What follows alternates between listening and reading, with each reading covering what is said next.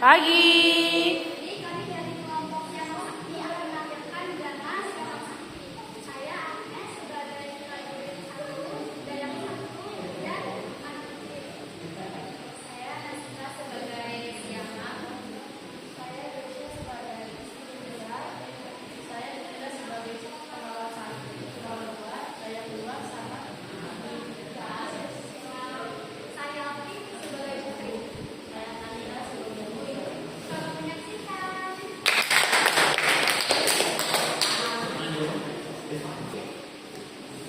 Pada suatu hari ada pemuda bernama Nizar. Nizar memiliki lahan yang subur. Nizar berniat membuat lahan baru karena lahannya sudah subur. Aku akan membuka lahan baru karena lahanku sudah cukup subur dan menanaminya dengan sayur dan buah-buahan.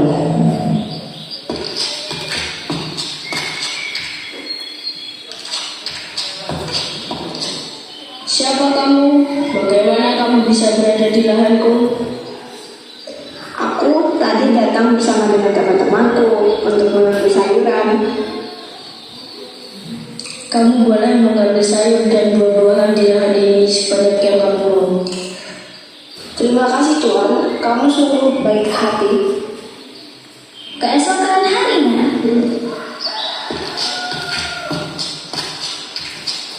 Kamu kembali ke sini lagi. Iya, aku kesini untuk mengambil sayuran dan buah-buahan lagi. Kalau begitu, ambillah sebanyak yang kamu mau. setelah kejadian itu, Nizar dan gadis itu menjadi semakin dekat hingga mereka berdua akhirnya menikah dan memiliki pernikahan yang bahagia. Namun, walaupun mereka memiliki pernikahan yang bahagia, mereka tak kunjung mempunyai keturunan. Pada suatu sore,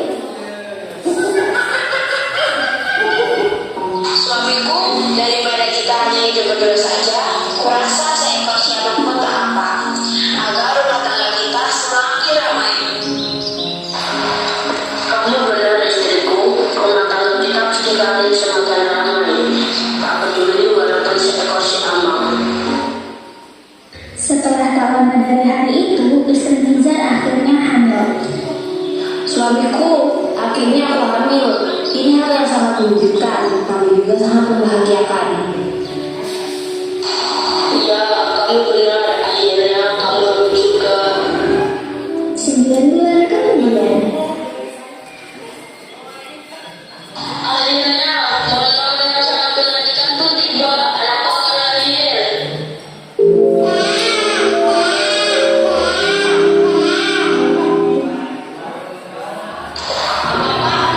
Kenapa ingin hamil dengan seekor siamang? Istriku, meskipun rupa bayi ini seperti seekor siamang, kita harus tetap menerima dan merawatnya. meskipun berat, Nizar dan istrinya akhirnya ikhlas menerima keadaan. Aku akan memberikan nama anak kita Umri. Kelak ia akan menjadikan anak yang tangguh. Umri diasuh dan dirawat kedua orang tuanya dengan penuh kasih sayang. Dia tumbuh layaknya anak laki-laki pada umumnya. Ketika usia Umri menginjak remaja, ayahnya sering mengajak Umri bepergian. Nak, kamu mau ikut bapak tidak? Bapak ingin pergi ke balai desa. Iya Pak, tunggu sebentar, aku ikut.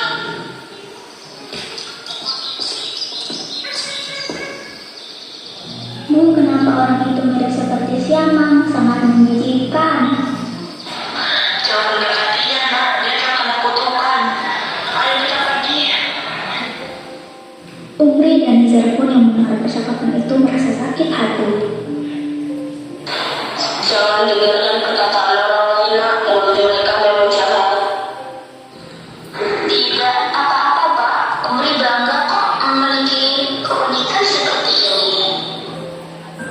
Hari demi hari berlalu. Umri tumbuh menjadi remaja yang sehat dan cerdas. Suatu ketika, Umri berjalan-jalan bersama ayahnya. Ia melihat seorang putri cantik. Duhai Tuhan, siapakah gadis cantik itu? Tuan Putri, tidakkah seharusnya kita segera masuk ke dalam istana? Betul, Tuan Putri, di luar banyak binatang-binatang kecil dan rumputnya basah. Tunggu sebentar, Dayang. Aku sedang menikmati keindahan pemandangan yang ada di sini. Sungguh ini sangat memanjakan hatiku.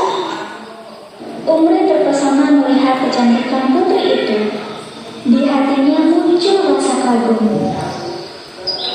Baiklah, aku rasa cukup untuk menikmati pemandangannya. Dan kita pulang.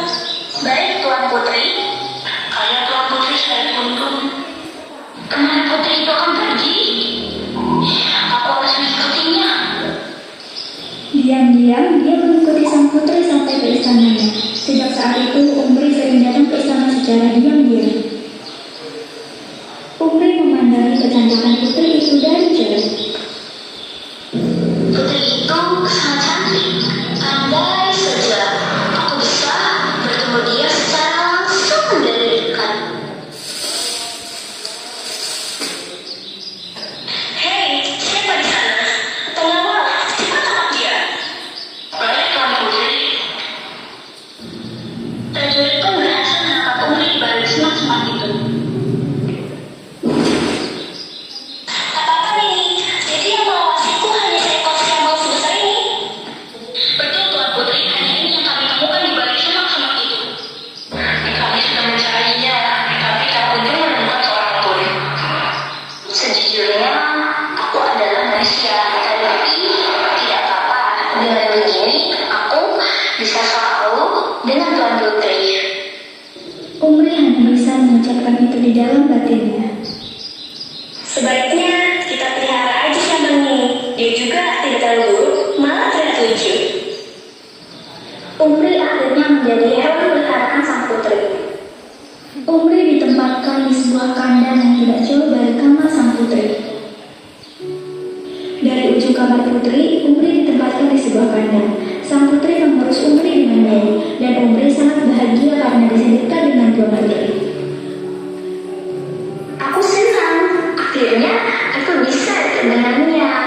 Seandainya saja rupaku tidak seburuk ini, aku pasti bisa mengutarakan perasaanku kepada Tuan Putri. Apa? Bulu-bulu di tubuhku sudah tidak ada lagi. Ini hal yang sangat mengejutkan dan menggembirakan. Ternyata cantikku. Beberapa saat kemudian, Umri sadar bahwa bulu-bulu di tubuhnya telah hilang. Apa? Bulu-bulu di tubuhku benar-benar sudah tidak ada lagi. Mimpiku menjadi nyata. Tapi dengan sekarang aku sudah tidak memiliki bulu. Aku tidak bisa tinggal di kandang ini terus. Aku harus pergi.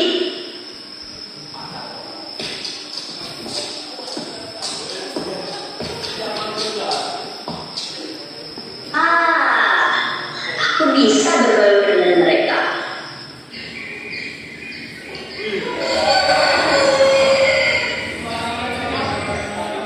Keesokan harinya, Putri kembali untuk memeriksa siamang miliknya. Namun, siamang itu sudah tidak ada. Putri panik dan memerintahkan pengawalnya untuk mencari siamang miliknya. Siamang milikku telah hilang. Aku ingin kalian mencarinya hingga menemukannya. Pengawal segera mencari keberadaan siamang itu.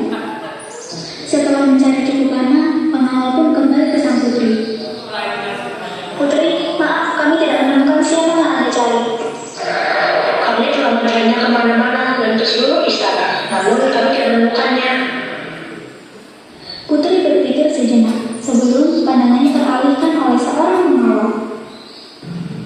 Siapa kamu? Aku belum pernah melihatmu sebelumnya. Apakah kamu pengawal baru? Tetapi wajahmu mirip dengan siamang milikku. Apakah kamu ada hubungan dengannya? Tuan Putri, sebenarnya saya sudah lama berada di sini. Tetapi Tuan Putri tidak mengenali saya karena rupa saya yang berbeda. Dan iya Tuan Putri, aku memiliki hubungan dengan siamang milikmu. Sebenarnya aku adalah siamang yang engkau rawat itu. Sebenarnya